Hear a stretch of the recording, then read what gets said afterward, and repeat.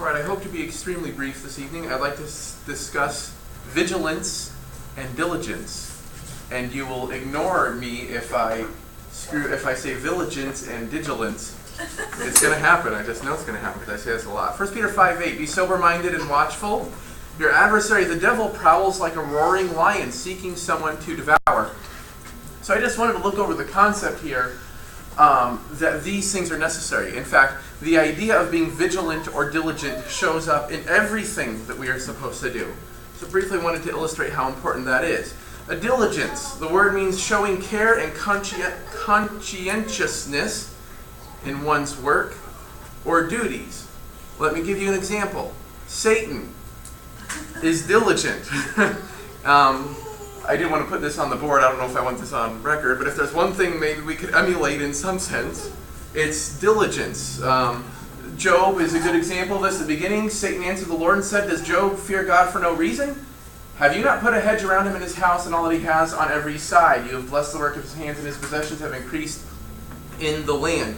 The devil prowls like a roaring lion. Obviously, I'm borrowing this from Gary. He's the first one that I ever heard make this point. Satan knows a lot about Job. He's seen him from all sides. Satan is diligent in his attempts to tempt and attack us. About vigilance, to keep careful watch for possible danger or difficulties. Satan probably has difficulties of his own, but while he is diligent, we must be vigilant. There we are. Last slide. We must be vigilant. First of all, because of sin. As we just see, he's out there trying to ensnare us, but also because of salvation.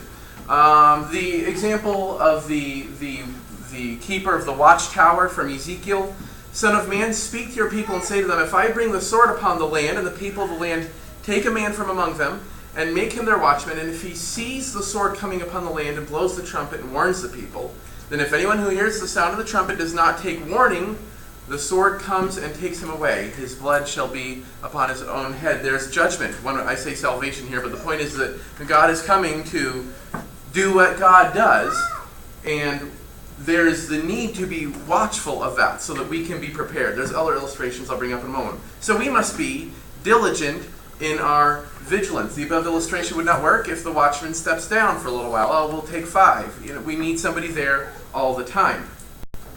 Consider Matthew 25 in the parable of virgins. Afterward, the other virgins came also. I'm skipping to the end because we know the story. Saying, Lord, Lord, open to us. After they had become absent, they watched. And then the moment they let their guard down, the moment came where they needed to be prepared. But he answered, truly I say to you, I do not know you. Watch therefore, for you know neither the day nor the hour. Were they facing sin so much as they were the coming of the Lord was the point at which they had to be vigilant. And vigilance means nothing if it is not all the time, if it is not diligent. So we are to be diligent in service, in prayer, and in thankfulness. And I get all of this from 1 Thessalonians 5. See that no one repays anyone evil for evil, but always, and here's service, always seek to do good to one another and to everyone. Rejoice always, pray without ceasing, and give thanks in all circumstances, for this is the will of God in Christ Jesus for you. Always, without ceasing, and in all circumstances is alluding to diligence, that we continue to do these things regularly and all the time. In fact, the without ceasing word here very specifically indicates that sense of it's not without stop. It's regularly and consistently. We are supposed to be diligent in our self-discipline. Proverbs 25, a man without self-control is like a city broken into and left without walls. And this in a little bit kind of reminds me, I'm mixing metaphors here, but of what we were just looking at in Ezekiel. If there's this sense that diligence is necessary for protection to a city, it would be the same for a man. You can't stop. You can't let your guard down if you are going to be successful in thwarting Satan. We're supposed to be diligent in our worship. Psalm 145. I'd almost like to read the whole thing. It's an excellent psalm. But the beginning and the end speak of this sense of longevity to the worship, the consistency of it. I will extol you, my God and King. I will bless your name forever and ever. Every day I will bless David, you, and praise your name forever and ever.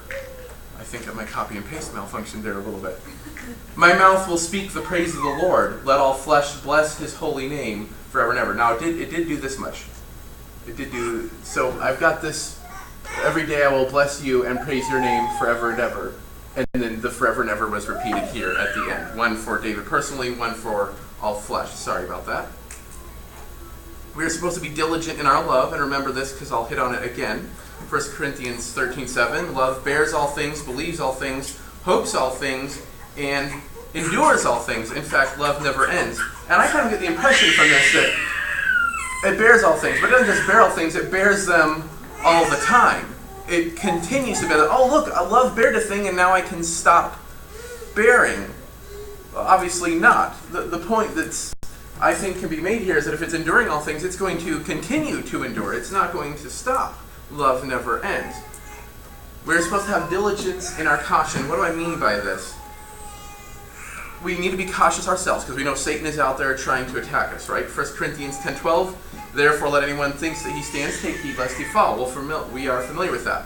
But also to each other. This, I think, illustrates an important type of love we're supposed to have. Back to Ezekiel 33 to continue this illustration of the watchman.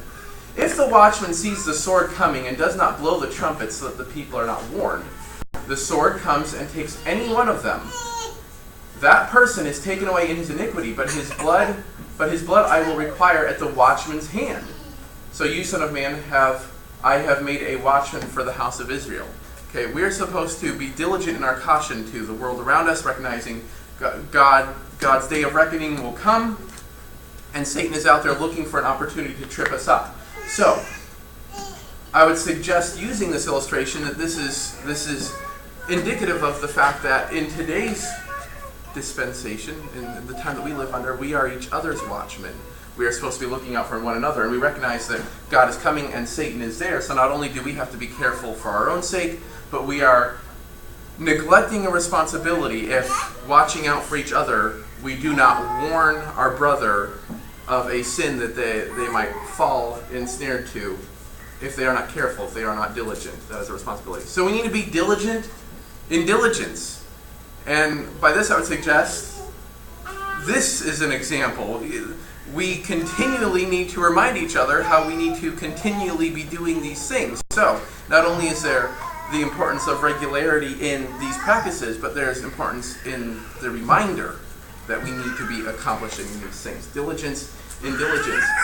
So Satan is diligent. And to recognize the sin is not enough to conquer the sin. You might see it there, but if you don't do anything about it, if you haven't formed that habit, it can still ensnare you. To conquer one sin is not to defeat all sin, right? And what made me think about this at all is this point right here.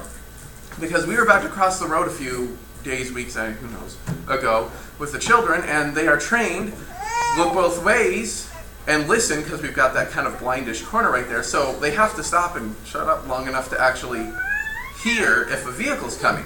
Vehicle came, vehicle went by.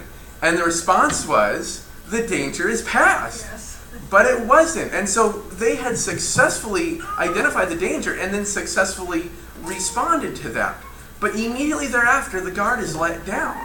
And the sin, the danger, the car, hasn't gone away. There's another one coming.